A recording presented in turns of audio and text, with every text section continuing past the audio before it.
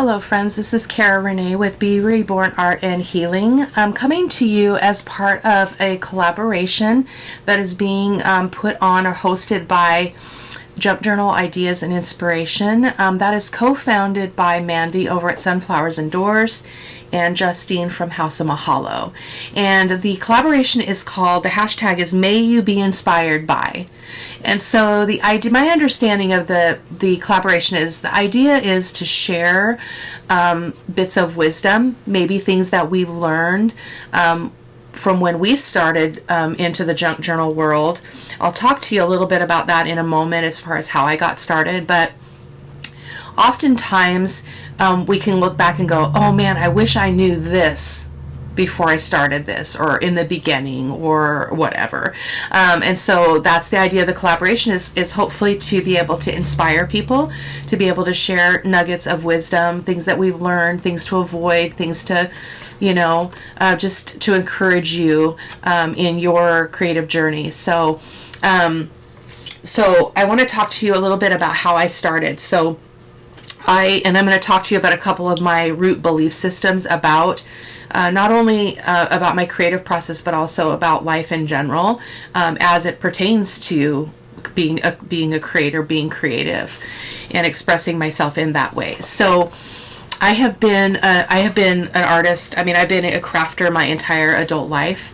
I started when my kids were little. I was a sewer. I sewed my kids' clothes and did just a variety of kind of mix and match kind of crafts, just anything I could come up with. I was creating. I always created. And then about in my Get to Know Me video, I said it was like 6 years ago, but I think it's been longer than 6 years. I discovered watercolor. I fell in love with watercolor. I love the magic of the pigment and the water and how it interacts, and it's just so freeing and so unpredictable, and it's just gorgeous. And so that's where I kind of started. That was my first love, was watercolor. And then beyond watercolor, I began dabbling in mixed media, which incorporated a lot of the previous artistic styles and techniques and things that I had tried in my early crafting days. But I love mixed media. I love getting messy. I love layers. I love grunge. I love texture. And so that I went from watercolor to mixed media. I started my channel when I was doing mixed media, and it's tricky, really tricky to get an audience as a mixed media artist. It's too narrow of an area, I believe, and so I didn't really, I mean, I had followers and I had people that appreciated watching my art, and they learned a lot, and I taught some mixed media classes, physical classes and things like that. But I was really struggling because I'm like, I really want to do more on YouTube, but I didn't know how to do that in that smaller arena of mixed media. And so I just began watching. I mean, I started seeing these videos of junk journals. I'm like, junk journals. I love journals. Like, I have been a journaler my whole adult life. I spent over 30 years in therapy, and so journaling, writing things down, writing about my feelings, writing about my memories, writing about all that, my fears, everything. That was my sustenance. That was part of, those were tools that helped me get through some of the hardest times in my life. And I thought, wow, what a beautiful, redeemable thing for me to be able to take this concept of creating a junk journal, or a journal, a handmade journal, however you want to call it. I don't get hung up on the language at all. I feel like if you're recycling material and you want to call it a junk journal, call it a junk journal. If you want to make an entire journal out of junk, go for it. I don't have enough junk to do that, but I think it's a beautiful idea. I think it's fantastic.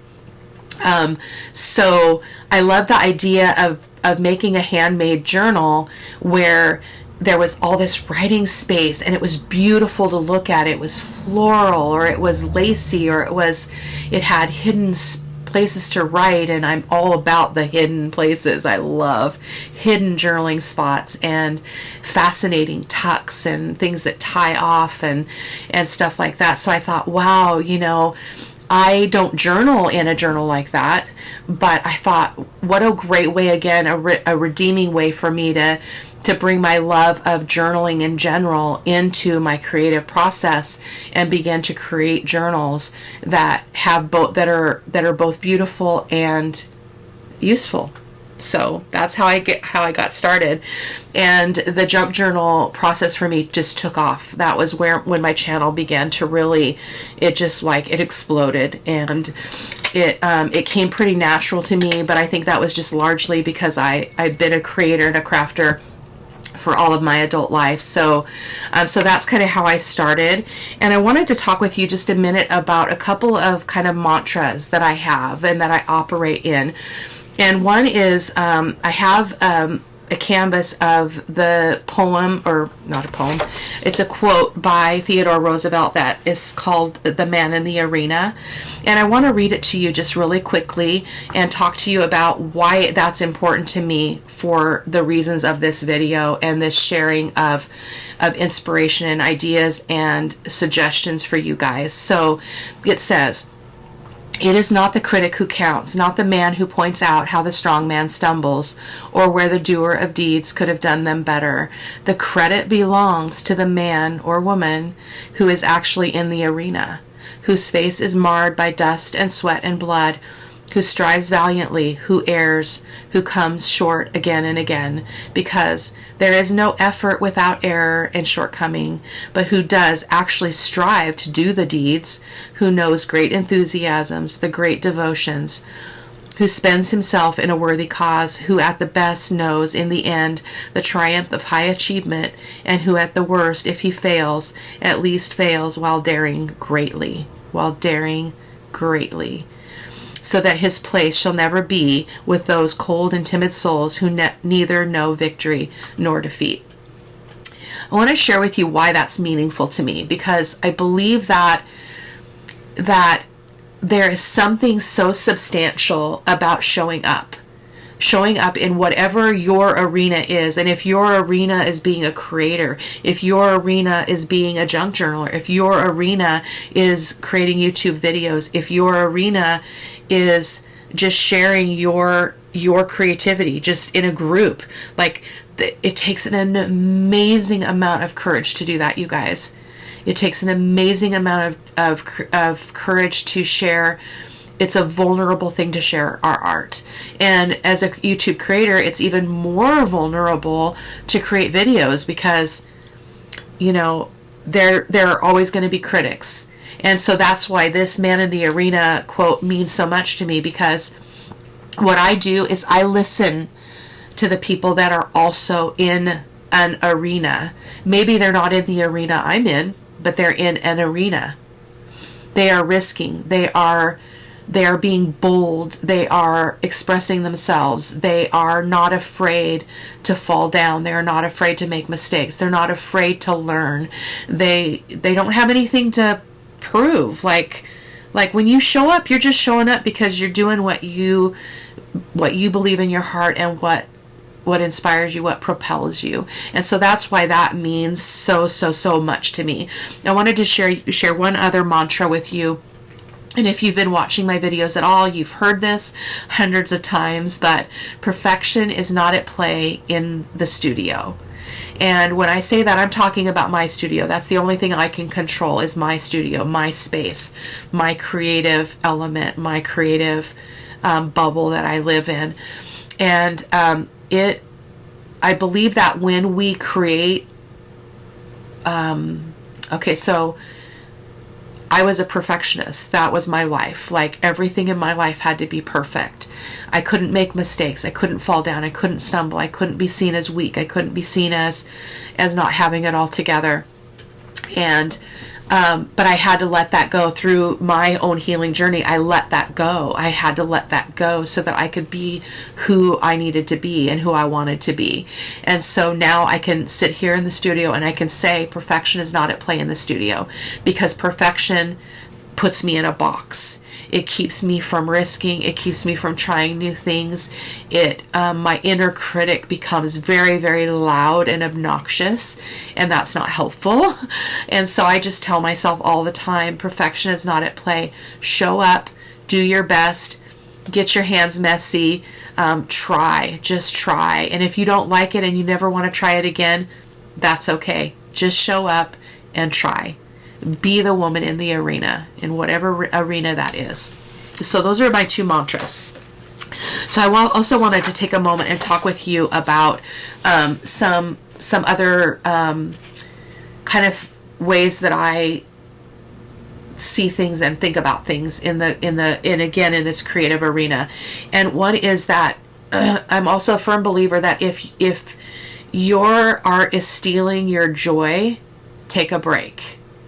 Okay, guys, if you're in the middle of a project and you're just like stumped, you're like, I just don't even know what to do. I'm so tired. That last thing I tried, it didn't work out so well. And stress and things begin to invade your space and invade your heart and your mind. Just take a break, walk away, because there's nothing worth doing if it steals your joy. As far as creativity goes. Now, obviously, there's a lot of things in our life that are not joyful, right? Not joyful at all. I'm in one of those places right now, moving through the grief of my mother's passing. But that does not have to affect my perceptions. It doesn't have to come into this space and steal from me things that bring me joy.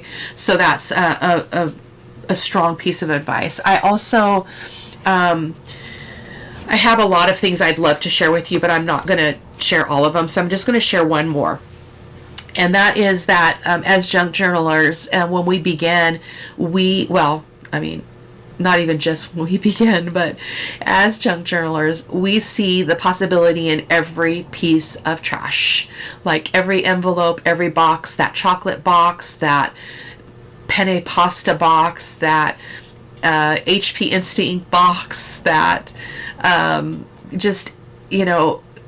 everything that we see has potential to be part of our creative process. And so I have kind of a rule in my studio. I have calyx units, so I have the bins that are 13 by 13 inches, and I have 2 of those, only 2. And when they are full, I can no longer keep recycled materials. So, and that's worked for me, because then I begin, when I see that piece and I really, really, really want to keep it, and I'm like, nope, sorry, go through the bins. I'm sure there's something similar in the bins already. So that helps to keep the recycled material under control. And again, and I am going to share one more thing here that kind of goes along with this. So because sometimes we think, oh, well, I have to keep that because, like, when am I ever going to find something else like that? That's going to be perfect for a little journal, or that's going to be perfect for a window or a pocket or whatever. And so another thing that goes with that is that I also believe that it's important to not treat everything as so precious that we won't use it. So conversely, you don't have to keep every piece of junk because you see the potential in that piece of junk, okay? Because we would drown ourselves in junk if we did that. But secondly is don't treat anything as so precious that you'll never use it. Those art supplies, use them. That vintage lace, use it. If it inspires you, use it. That vintage book page that's from 1901, use it.